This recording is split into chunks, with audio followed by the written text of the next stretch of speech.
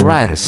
Today I'm going to give you a science talk about macaws. It has colorful feathers, like a gorgeous painting scroll, and it also has a rather large body. These parrots have a lively and cheerful personality.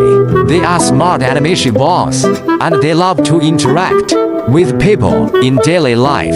They like to inhabit tropical rainforests and feed on fruits, seeds, etc. They are mainly distributed in the tropical regions of the Americas. Macaws are so cute and charming, don't you guys also want to know more about them? What do you think is the most attractive thing about macaws?